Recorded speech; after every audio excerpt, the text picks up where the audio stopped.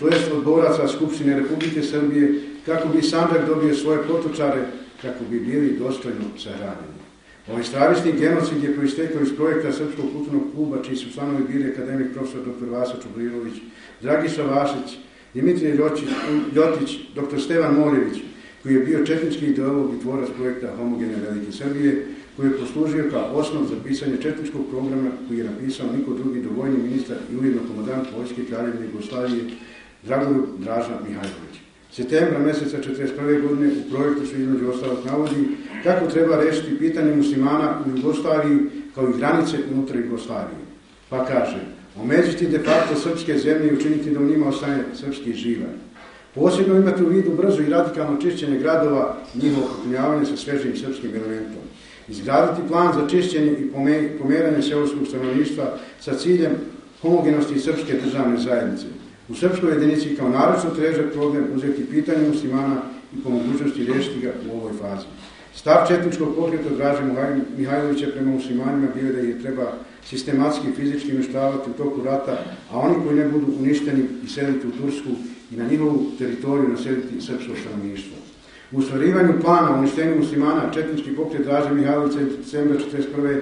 i avgusta 1942. godine na području Foče, a početkom 1943. godine na teritoriji Sandžaka izvršio genocid nad muslimanima.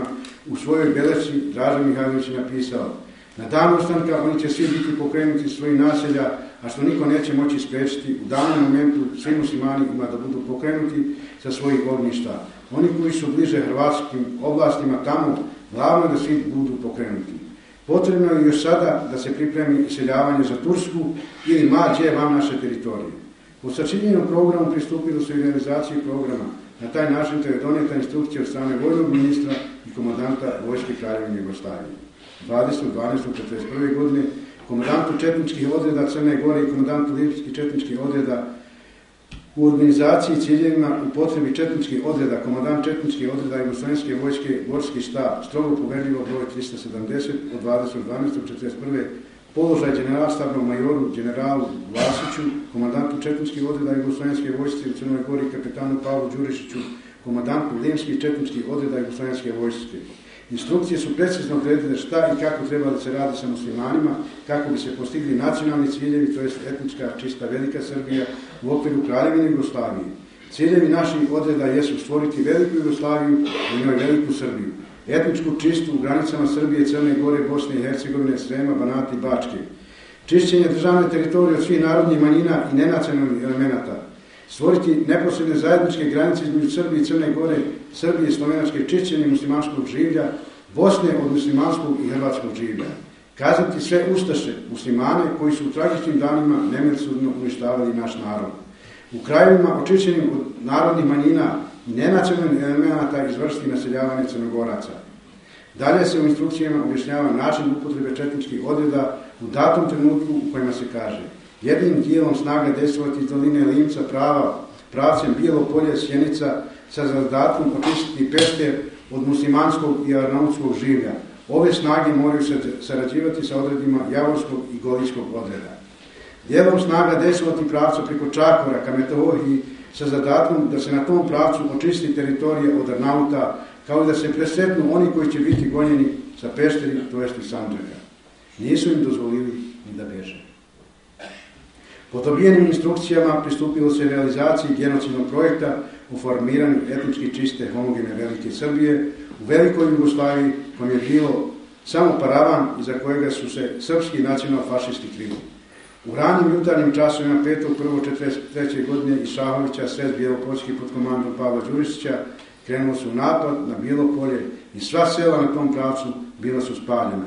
Civilno stanovništvo poubijano.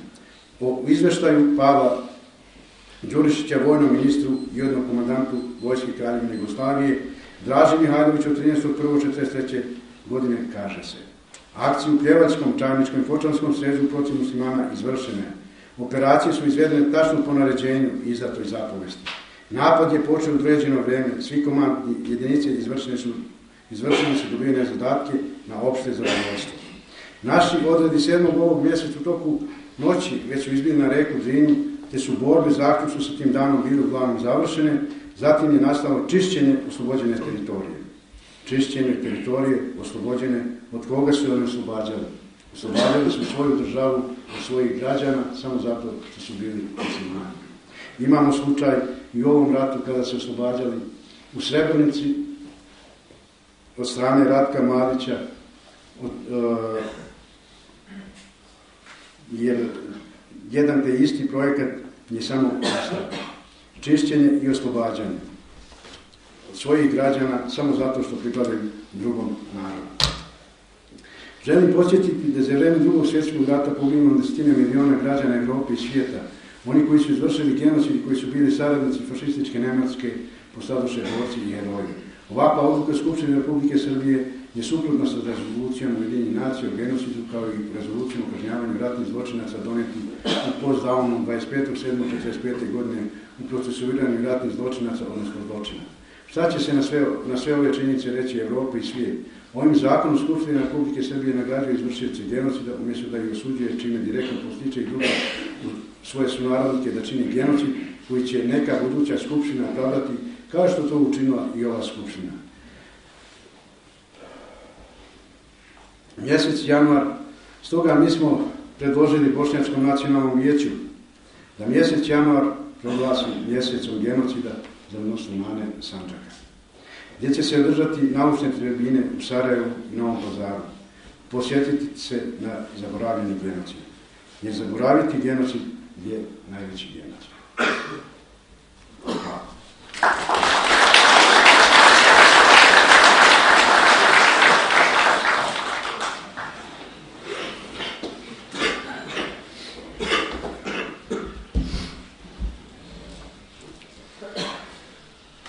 Miljena moja Ešrefa, nećeš znati mezar gdje mi je, da mi sinove na Bajramu putiš u zijaret, Fatihu za moju dušu da izvučem.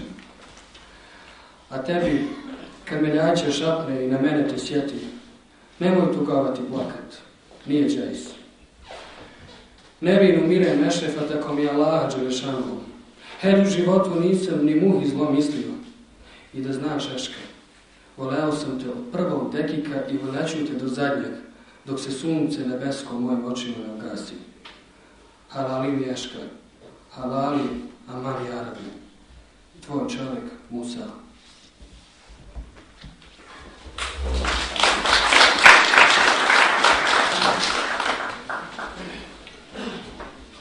Dr. Hilzo Gološ je trebao govoriti o historijskom aspektu strijeljanja Bošnjaka Novopazarskog kraja 1945.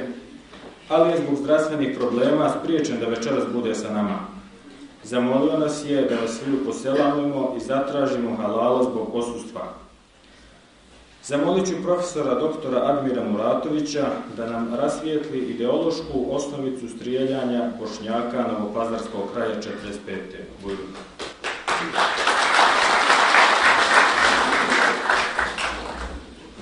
أعوذ بالله من الشيطان الرجيم بسم الله الرحمن الرحيم. Poštovani muftio, uvaženi prisutni, assalamu alaikum wa rahmatullahi